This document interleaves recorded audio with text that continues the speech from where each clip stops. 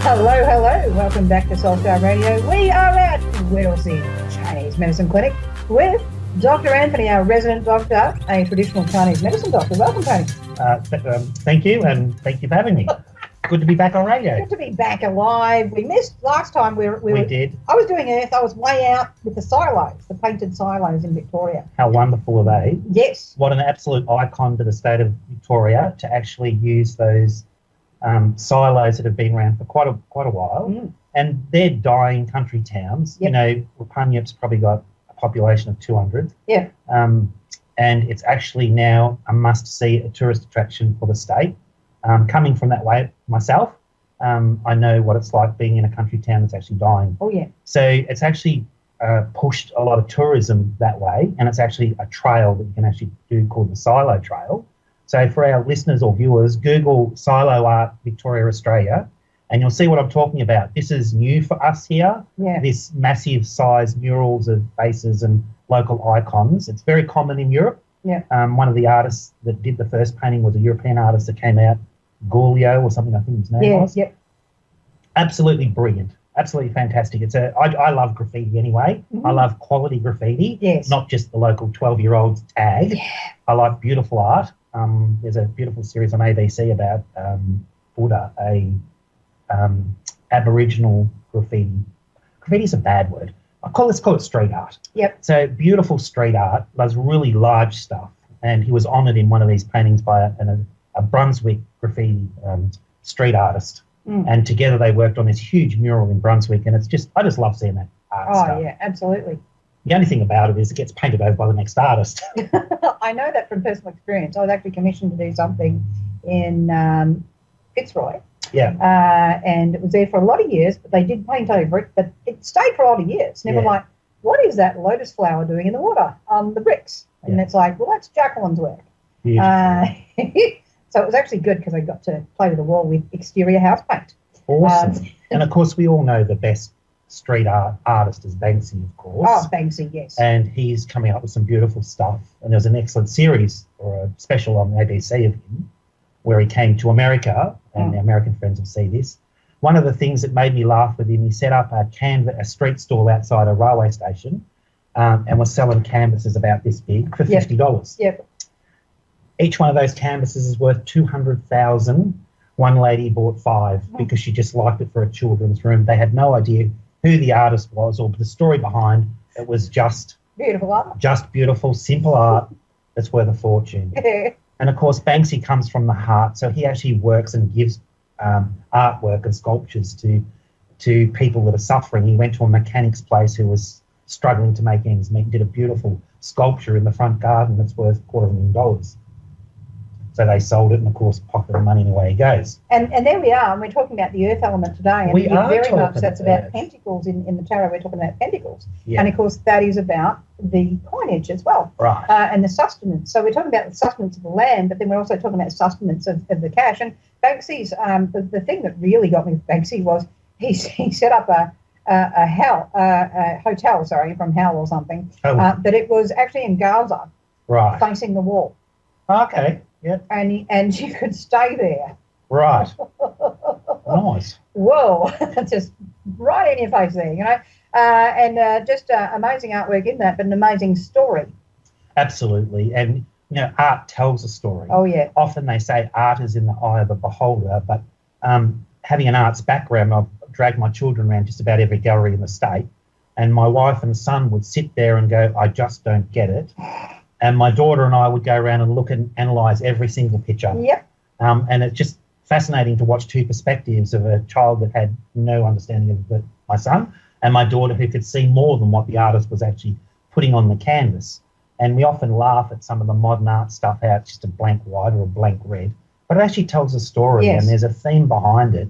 And to sit there and just get engrossed in a painting, to watch children get engrossed in painting, it's just an amazing thing. Art really resonates to the heart, particularly like colours. Even I'm a tactile artist in as far as I like working with pottery. Yeah. So I'm one for feely, touchy stuff. They don't like you doing that to the Ming Dynasty guys. No. They don't like you touching things at all. I did happen to poke a painting at the art gallery in Canberra one day. You know this one called Blue Poles. Yeah. the Australian government paid $1.5 million for it in the 80s. It's now worth $200 million. Yeah. Jackson Pollock, a fabulous artist, but would never work unless he drank a bottle of whiskey. Everything was on the floor because he ended up on the floor himself. I feel like pro art. What makes me laugh with Jackson Pollock's work is he used canvas, never prepared the canvas, and he also used normal house paint, which does not stick to canvas. So this $200 million painting in Canberra, all of, they go in every morning and there's a heap of flakes on the floor. They're doing their damnedest to save it. Oh, my God. Art is a beautiful expression, and just on that, even though we're talking about earth elements, I get all my patients to engage their artistic side, particularly my stress heads. Yes. No matter who they are or what they do or their background, one common question asked in the intake is, what do you do for art? Are you a painter, a drawer, a knitter, a gardener? Oh, yes, lady yesterday, I knit. Great. When was the last time you knitted? Oh, about 5 years ago. Well, you need to do that because that takes you out of your thinking mind to go into creative stuff. I get teenagers that I treat, I get them to draw me pictures. And they must bring one in to show me. Go home and draw something. I'm not really good at it. I said, this isn't a quiz. This isn't a prize. It's just to get you out of that side of your brain into your creative side. Your stresses drop away because you can be quite expressionful in painting. In fact, a lot of child psychologists give the children crayons and get them to draw a picture, and they'll analyse the picture. They look at the stroke, they look at the colours they use, and they look at the shapes they draw and how they do it. Having said that, they can also get themselves in trouble because they can draw things that they shouldn't be. Hello. But that also tells us that opens up a side of their brain that's normally closed off during normal questioning. So getting them to express themselves in the form of art. I'm a painter. I do like tactile stuff, but I like painting and drawing. So that's the road I tend to push a patient down. And then they'll start giving me excuses. I go, no, I'm not listening to that. It doesn't take you half an hour or an hour to go into the room and just sort of nudge something out. We don't have to put it on TV. We're not in for an exhibition. It's just a great way to take them out of their their thinking brain side, and put them into their non-thinking, just drifting state. You can literally disappear into paintings. And I was my first ever oil painting I did in year 7 because I was working with acrylics and everything else like that. My first ever painting in year 7 was actually used by the teachers to teach year 9s how to start painting with oil. And I took that painting home. It was actually a picture of the Eucla in the Western Australia with the beautiful standing stones and out in the desert and all the shades of the sunset. And I'd never actually been there, but I painted this. And I took it home and I showed my stepdad, and he goes, and it's actually unintelligible. I can't actually repeat the words he used, but there was 2 words, what, and then 4 letters starting with S, ending with T, and relating to the end cycle of the digestive process. And he sort of grumped and gruffed with that. And I thought, oh, I must be a terrible artist. And so many years later, I'm still painting and annoying him with paintings on the wall in the lounge room. I said to him one day, I said, Dad, let's go out for a drive. Get in the car. And this is quite a grumpy farmer guy, right? So you can imagine, whoa, what are you doing that for? I said, just get in the car. And he says, why? I said, and I brought out a $20 note. And this is going back a number of years. So I was 22, so almost 30-something years ago. And $20 was $20. Twinkle, twinkle, twinkle with the $20 note. Yeah. And I said, this represents how much ice cream you can have just by coming out with me. And you just have to come with me in the car, and I promise you as much Mr. Whippy ice cream as you can handle. I find that hysterical. You're bribing your dad to go out, and it's normally we bribe our children to come out. We pull up out front of the National Gallery of Victoria on St Kilda Road, and he goes, what are you doing here? Like this. I sort of looked at him and I said, and I just thanked the Lord that Mr. Whippy was there, not realising that Mr. Whippy is there every Saturday. But anyway, I said, see, and I pulled out the $20 note, and I said, Mr. Whippy, I said, all you have to do is come into that building with me, walk around for a while, and then when we're finished, you get to walk out, and I'm going to give you as much ice cream as you can handle. We can stay there for hours if you like. You can keep coming back. We've got $20, and ice cream back then was about $2 for life. A very special ice cream was $2, you know. I could just imagine him under the tap. So anyway, we went inside, and at the time we were actually quite blessed because all the masters through the ages were there. We had stuff from Michelangelo, we had Millet, Manet, Monet. He had all these all the good stuff. all the good stuff. Caravaggio, Picasso, the whole thing, from classical to contemporary to surrealist. Everything was there. And so we literally took every level of the whole place. I didn't want to take him into Sydney Nolan because you can imagine. Yes. Yeah. Didn't like that. But I said to him, all you have to do is tell me which paintings or pieces of art you actually like.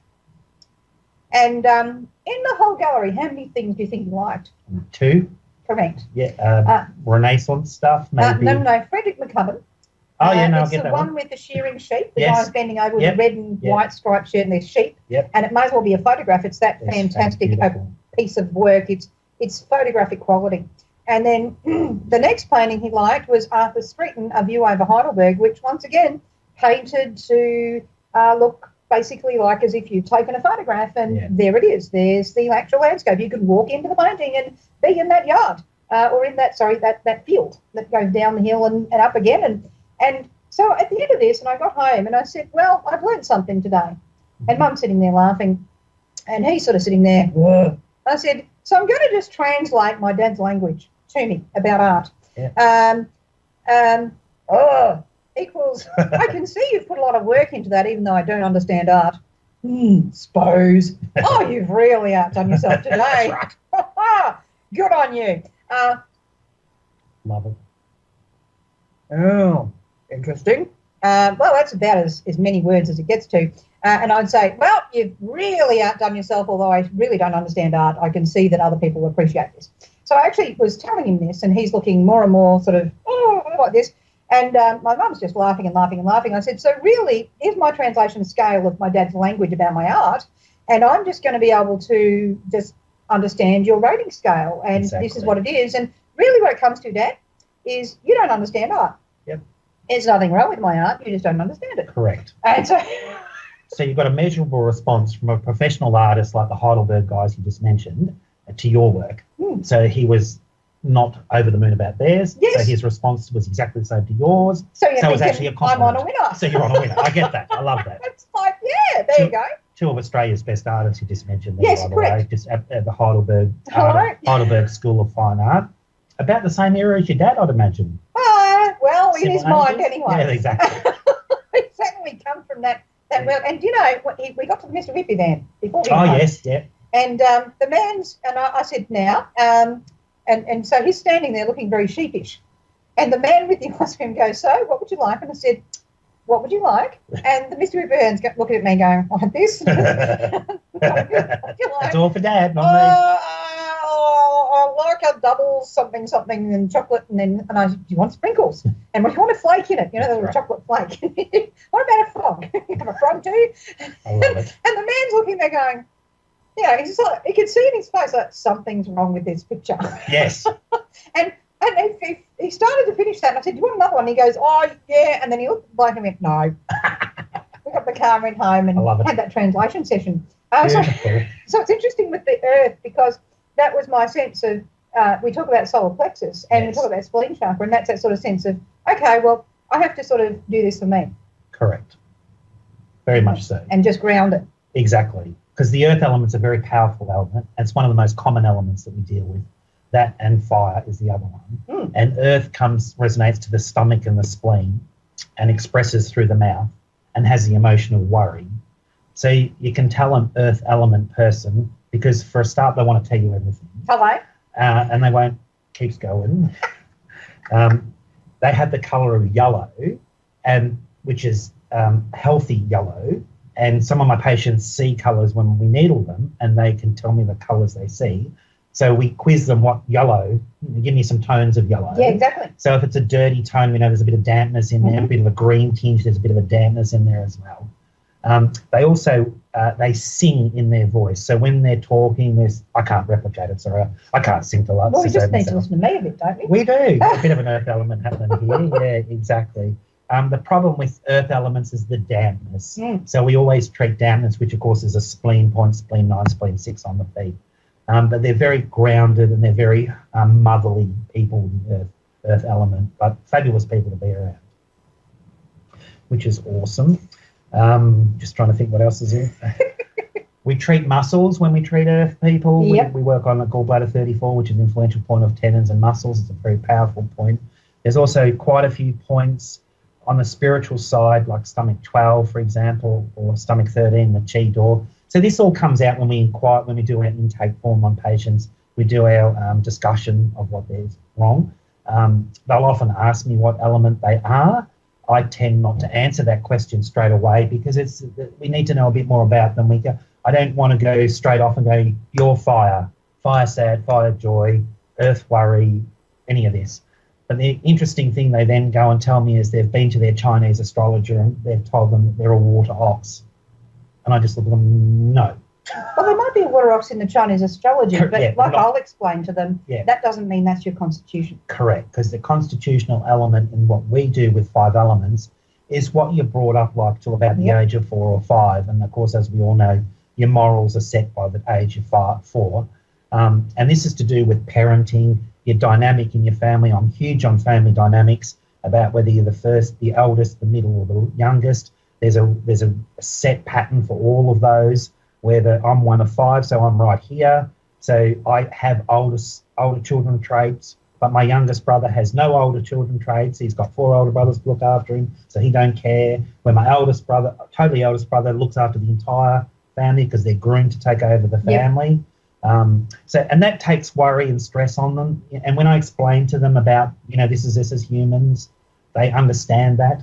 The other interesting thing, of course, is the fascination between an eldest children relationship and an eldest children relationship, 2 dynamic heads at once, very strong, whoever's the boss. Eldest and youngest is a very good relationship, doesn't mean it's all the same for all. The fascinating one, the one I love the most, is 2 youngest together. Don't carefree, no issues about money because I don't care. All they want to do is party. Makes a very exciting relationship, 2 youngest. But anyway, I think you have something to talk So about, when we have the earth, that is that worry, but is that also, so we're dealing with the pentacles as well. Like if we look at the tarot with the earth, we're dealing with the pentacles. So you're talking about the money worry as well. Correct, absolute worry on all fronts with earth. So they'll do what is like, I have to do what's right. I have to do my duty. Correct. And so add that to an eldest child, and you have an interesting dynamic of that taking control and working and looking over and taking over the family, plus the worry of the earth itself, because they encompass everything. They want to nurture and love everything. Where sometimes they just need to step back and look after themselves. Absolutely. And this is where we come in as 5-element acupuncturists. They're the biggest warriors out there, unfortunately, our earth element. And very parental. Very parental, very much so. Sometimes to their parents. So we'll just get into our first call. We've got a short amount of time left, but we'll go there. We have Michelle in Shelburne, Indiana, USA. Are you there, Michelle? Yes. Hello, Michelle. Thank you for calling in. Lovely to hear from you. And was there a question you wanted to ask today?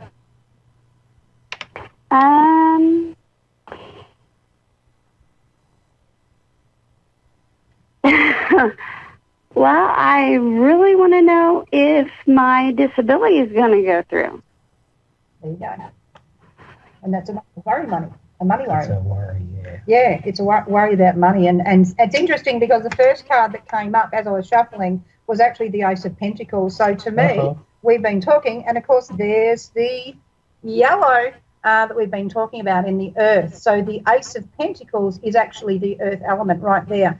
So you can actually apply the Chinese elements to the tarot in a way, although they're not the same number of elements, so it gets a bit confusing, but we can definitely apply pentacles to earth.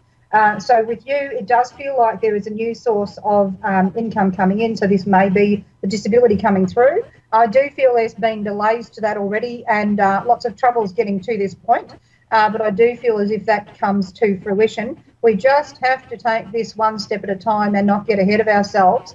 I know it's really difficult not to worry, but you have to try your best to just take the calm with this, because when we're in fear, that diaphragm locks up. And we talked about that last week when we were at Bennelong Point in Sydney, about when the fear comes in, we can sort of, the diaphragm locks up, and the diaphragm is right where that spleen chi solar plexus is. So solar plexus is yellow, and that can be that sense of the sunshine, the energy of abundance coming in or lack thereof. So in as much as you can, it's really important to stay calm while this is happening. There's a lot of shedding going on around you as well. It's like you're sort of letting go of a lot of different things in your life outside of this actual money concern, but that can put stresses on you about it. So it's like you have to just take this one step at a time. Certainly there's big changes coming up in your life with this. There are people that you thought supported you that it turns out they don't, but there are other people who you never really counted on or never really thought of, sort of reaching out to that do. So it's like a changing of the guard here on some level here, and it's like you just have to take this one step at a time at the moment. Do you have something to add there? No, I was just going to say I feel new beginnings for this young lady, and I'd like to know more about the disability. Absolutely, Did you want to tell Tony, Dr. Anthony, any more about the disability, because he's actually a Chinese doctor as well?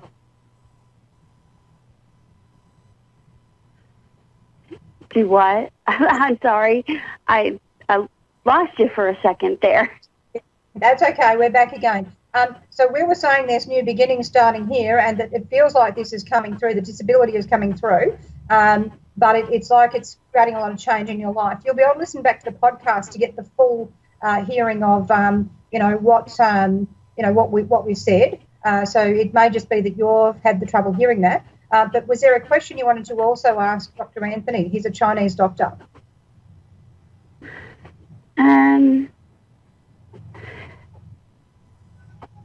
I don't know what else to ask. What about the nature of the disability? Yeah, the nature of the disability. Did you want any sort of clarity on that as far as a Chinese medicine perspective as to what can help you?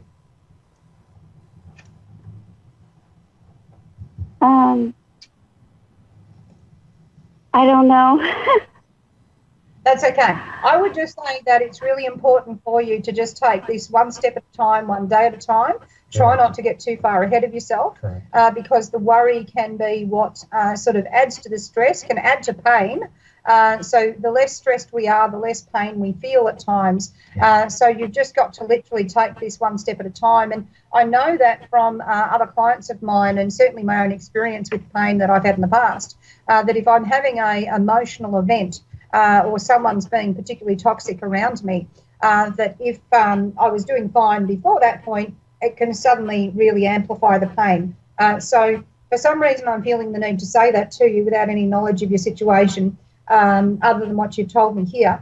And I really just feel that it's really important to go into meditative practices in as much as you can, just to build in that sort of calming sort of energy, and to revitalise your energy in as much as you can. Patience will be your best friend here, and so will finding calm, which was what exactly you've been talking about, the worry of, and I think really all our callers always tend to resonate through on some level to what we're talking about on that day. Absolutely. I think what we're talking about on that day tends to resonate back through to what kind of calls we get, even though that's not planned. So I just feel like what we've talked about, addressing that sort of sense of grounding yourself, addressing that sense of, being gentle with yourself will all be things that help you through this process and this period in your life. I'm just calling out a goddess card for you from the deck I've got here to help you with this. And it's interesting because we've got Pele, who is the goddess of awakenings, and of course she's the Hawaiian volcano goddess, and certainly you've been through a lot of disruption there. We've also got Ostara, which is all about springtime and growth and new life. So although this has been quite a difficult period for you, it's bringing through new life and new growth. Gifdepsis, which I can't quite pronounce properly, is all about bringing together or union. So it's about union with self. So the more you get in touch with yourself and your calm side, the easier this is. And where we're going is to Nut, which is an Egyptian goddess of rebirth. So we're going through a rebirth process. At the end of it, we come out to Lilith, and she's quite an interesting lady. And she's all about, we'll call it women's power. So certainly there's enjoyment in the future for you, but you just have to take this one step at a time, and we hope that's helped you today. You may need to reflect on what you're saying and what I'm saying, and certainly you're welcome to connect with me offline. If you go onto Facebook and go to Soul Star Radio with Jacquelene, you'll find me there. You can go through the A1R page, and certainly there are a lot of other shows coming up tonight with other psychics in which you can connect as well. For all of those that we couldn't get through to today, we're sorry that we can't always take a whole bunch of calls. But thank you so much for joining me again, Dr. Anthony. My pleasure, and thank you for having me on again. Absolutely wonderful. Always wonderful chatting with you. Thank you. Thanks, everyone, for watching and chatting, and we'll catch you next time. Bye. Bye.